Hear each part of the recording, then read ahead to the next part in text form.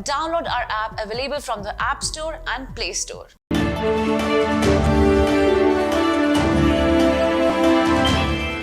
Hello and welcome to Medical Dialogues, your daily dose of health and medical news. I am Dr. Nandita Mohan. Let's look at today's daily bulletin. The Medical Assessment and Rating Board, that is the MARB of the National Medical Commission, NMC, has recently approved 5 postgraduate medical seats in the Emergency Medicine Department of Mahatma Gandhi Memorial Medical College in Indore.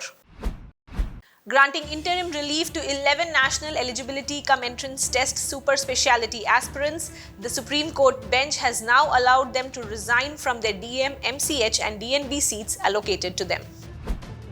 The Supreme Court is likely to hear the plea seeking postponement of the National Eligibility Entrance Test postgraduate examination on Friday.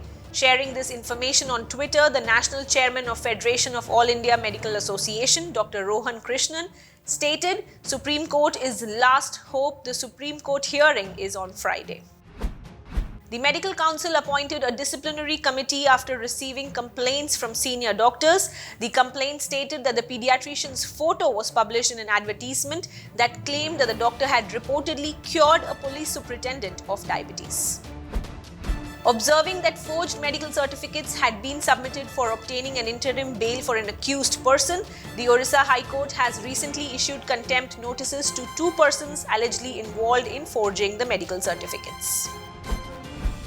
In response to the drug major Eli Lilly's proposal to waive off phase 4 clinical trial in the country for the selpercatinib 40 and 80 mg capsules, the subject expert committee, that is the SEC, functional under the Central Drug Standard Control Organization, has opined that the firm should submit the criteria of dose justification, comparative safety data for the Indian patients and the global study, particularly ICH countries who participated in the study, by including all adverse events and serious adverse effects.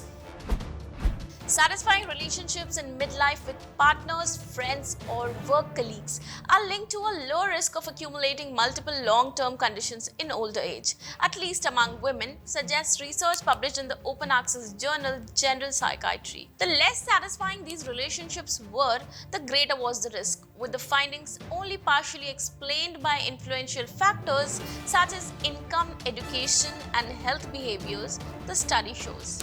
The women were asked to rank their levels of satisfaction with each of their 5 categories of relationships on a 4-point scale, with each response scored up to a maximum of 3 points. And they were asked to indicate if they developed any of the following: diabetes, high blood pressure, heart disease, stroke, chronic obstructive pulmonary disease, asthma, osteoporosis, arthritis, cancer, depression, and anxiety. Research team from the University of Tokyo revealed the metabolic reactions upon activating an enzyme called AKT2. In doing so, they revealed the inner workings of insulin-regulated metabolism. The findings lead the way for AKT2 targeting therapeutics for diabetes and metabolic disorders. Cellular metabolism is like a busy market with RNAs, proteins, and metabolites working simultaneously. That makes studying a specific biomolecule in the process challenging.